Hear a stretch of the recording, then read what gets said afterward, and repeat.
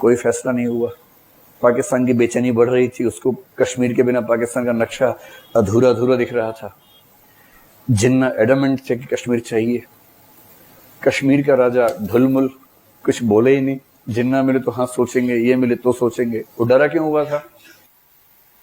उसको लगा कि भारत में मिला तो नेहरू लोकतंत्र और समाजवाद के समर्थक हैं, लोकतंत्र लाके मानेंगे और मेरा शासन चल नहीं पाएगा। शासक बनेगा शेख अब्दुल्ला।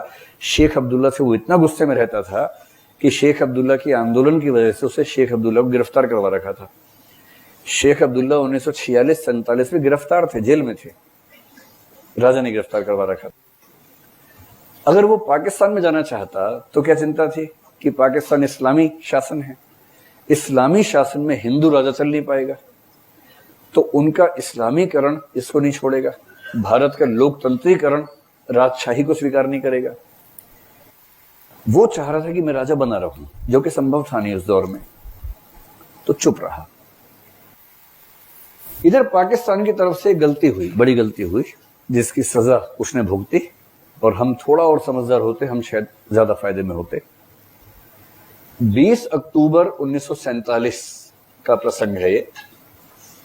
इस प्रसंग का वर्णन अगर आपको ठीक से पढ़ना हो, मैंने जो सोर्सेस पढ़े हैं इसके लिए, एक तो रामचंद्र गुहा की पुस्तक है India after Gandhi, India after Nehru. इन दोनों में जो जो प्रसंग कश्मीर के बारे में है, अलग अलग चैप्टर्स में, उन सबको मिला के पढ़ेंगे तो आपको एक मुकम्मल तस्वीर समझ में आएगी। ऐसे ही एमजे अकबर की एक किताब कश्मीर के बारे में है, कश्मीर बिहाइंड द वेल, ऐसा कुछ है। एक किताब बहुत प्रसिद्ध पत्रकार हैं, एक उनका नाम थोड़ा सा भूल रहा हूं अभी, वो है कश्मीर 1947 वर्जन्स ऑफ हिस्ट्री। उसमें यह बताया कि 1947 में जो घटनाएं घटी उनकी अलग अलग व्याख्याएं क्या क्या हैं, और एक एक दिन की घटनाएं, एक एक घंटे की घटनाएं बता रखी हैं। और एक एजी नूरानी है जिन्होंने भी कहा है कि सरकार का ये कदम असंवैधानिक है। अभी तो ये भी डिबेट है ना कि सुप्रीम कोर्ट इस पर क्या स्टैंड लेने वाला है।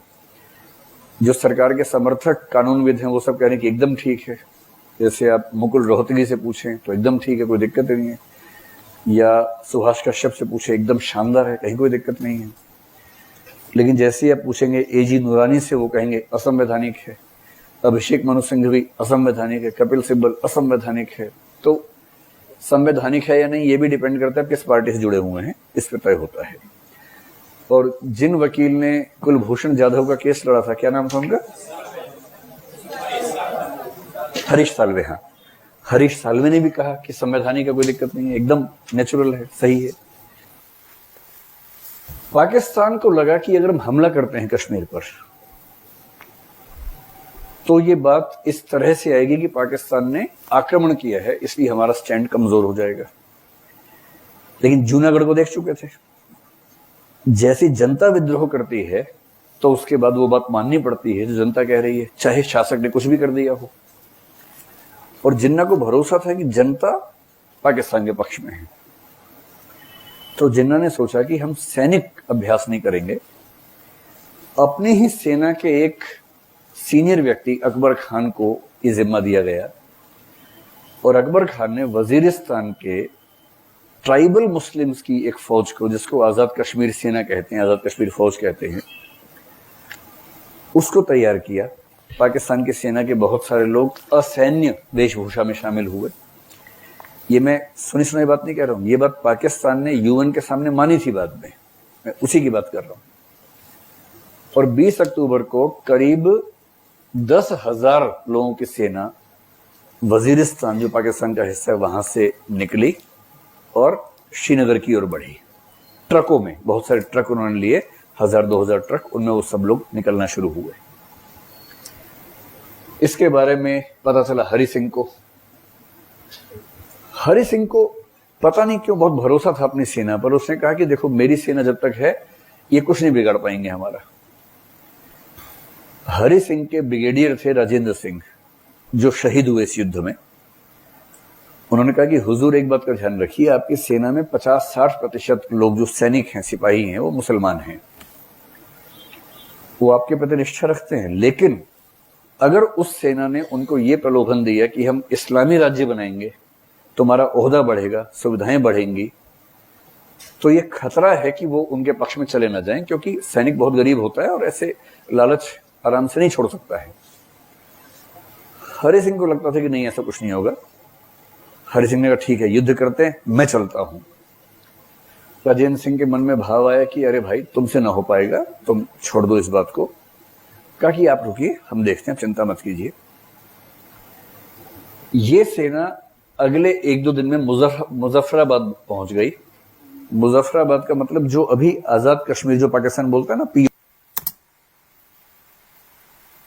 मुजफ्फराबाद है, जो श्रीनगर से करीब 150 किलोमीटर की दूरी पर है। एबीपी न्यूज पे एक प्रोग्राम आया था, प्रधानमंत्री सीरीज थी, उसका 3rd एपिसोड जो है, मैंने उसमें से भी कुछ तथ्य लिए हैं। बड़ी अच्छी रिसर्च है उनकी भी। ज्यादा तथ्य मैंने लिए हैं, जो 2 पुस्तकें बताई हैं उनमें से कुछ तथ्य वहां से भी लिए हैं। मुजफ्फराबाद वो पहुंच गए।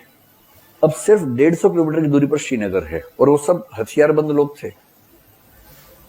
अब राजा को घबराहट होनी शुरू हुई कि कैसे मैनेज करें, और वो चाह नहीं रहा था कि मैं भारत या पाकिस्तान का हिस्सा बनूं, तब तक भी नहीं चाह रहा था।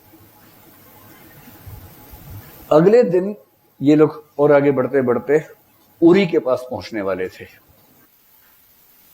जिस पर फिल्म आई है अभी, हाउस द जोश, वही वाली। उरी का मतलब हुआ कि श्रीनगर से लगभग 100 किलोमीटर के आसपास की दूरी। ये बात है 23 अक्टूबर की। और राजा को अब लगने लगा कि मामला बिखरेगा। और सबसे रोचक बात, यहां आते आते राजा की सेना के मुस्लिम सैनिकों के बड़े हिस्से ने विरोधी सेना को ज्वाइन कर लिया, जिसकी चिंता राजेंद्र सिंह को थी, पहले से थी। तब राजेंद्र सिंह ने कहा कि अब आप छोड़िए, हम मैनेज करते हैं, आप यहां से भागिए। राजा को श्रीनगर से जम्मू भगाया गया और राजा ने पहले दिल्ली फोन किया कि मुझे बचा लीजिए। तो दिल्ली से वीपी मेनन गए श्रीनगर। तब श्रीनगर से जुड़ने का एक ही संपर्क था, हवाई संपर्क। कोई सड़क नहीं, कोई ट्रेन नहीं, कुछ नहीं।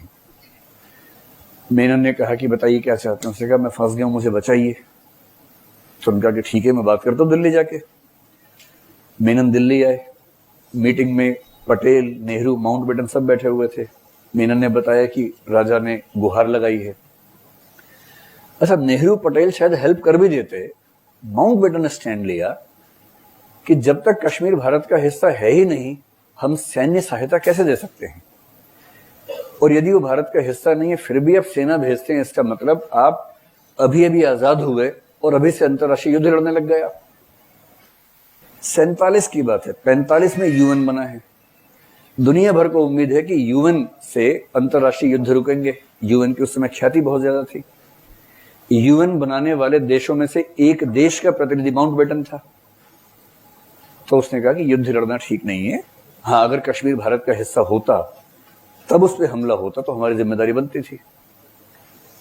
तो वीपी मेनन वापस लौटे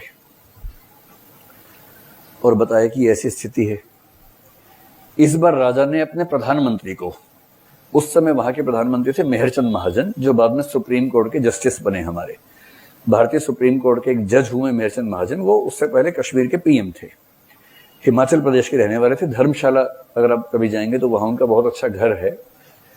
मेहरचंद महाजन और वीपी मेनन ने राजा से बात की कि ऐसे बात नहीं बन पाएगी।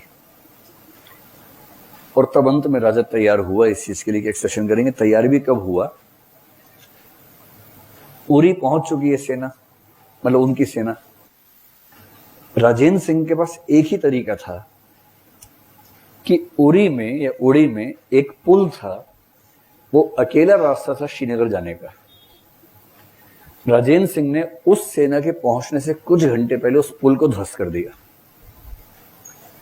अब उस पुल के ध्वस्त होने के बाद कश्मीर की सेना वहां नहीं जा सकती, वो सेना यहां नहीं आ सकती।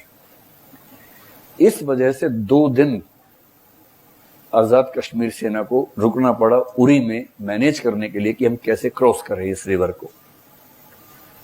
वो 2 दिन ना मिलते तो कश्मीर पर विवाद हो ही नहीं रहा होता, तो सीधे सीधे पाकिस्तान का हिस्सा हो गया होता।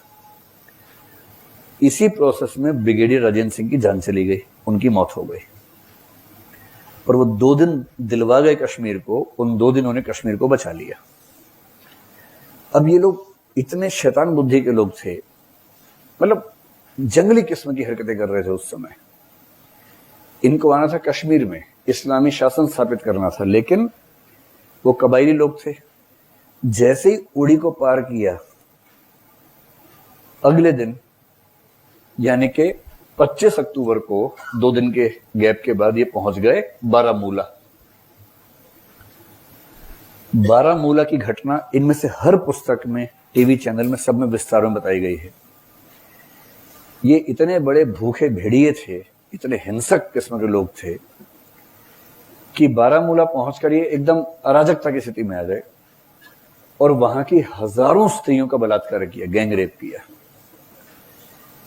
ईसाई हॉस्पिटल से, कुछ मिशनरीज के हॉस्पिटल से, स्कूल से, उनकी जो टीचर्स थी, नन्स थी, उन सब से गैंग रेप हुए, हत्याएं हुई। हिंदू और ईसाई औरतों के साथ जो किया वो किया, मुसलमान औरतों के साथ भी बलात्कार किए।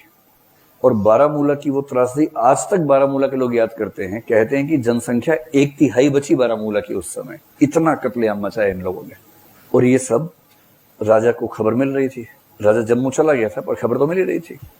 और बारामूला से श्रीनगर की दूरी है 50 किलोमीटर दूर।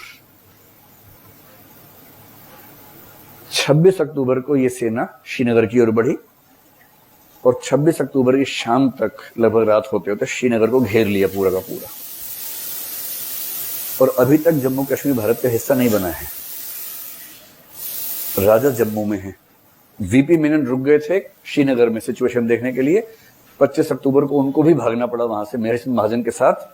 और राजा ऐसा था कि सारी कारें खुद ले गया था। एक खटारा जीप बची थी, उसमें बेचारे दोनों लोग, मेहर सिंह महाजन भी और वीपी मेनन भी भागे उस जीप से।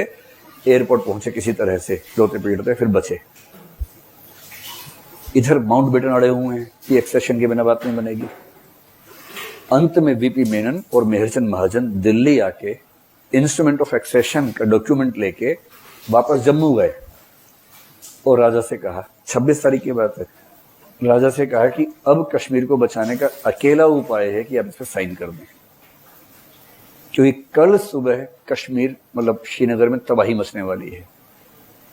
बारामूला बर्बाद हो चुका है, श्रीनगर सेना पहुंचने वाली है। आज आखिरी रात है, वरना कल तबाही हो जाएगी 27 अक्टूबर को। तो राजा ने उस पर साइन कर दिया और साइन होते ही ये दोनों पहुंचे दिल्ली वापस। और राजा उस रात को सोया 26 अक्टूबर को। बहुत प्रसिद्ध कथन है उसका, इतिहास में जिक्र आता है इसका, उस टीवी सीरियल में भी और हर जगह जिक्र आता है। जब सोने गया तो अपने एडीसी को अपनी पिस्तौल निकाल के दी और कहा कि अगर सुबह ये खबर ना मिले कि भारतीय हवाई जहाज श्रीनगर पहुंच गए हैं तो मुझे उठाना मत, मुझे गोली मार देना, मैं उठना नहीं चाहता हूं। ये कह के पिस्तौल दे के सोया 26 अक्टूबर की रात को, साइन करने के बाद। अब जो लोग कश्मीर की आजादी के समर्थक हैं वो कहते हैं कि विलय पत्र की भाषा पढ़ेंगे तो आप समझेंगे कि राजा ने कंडीशनल तरीके से हाँ बोला था।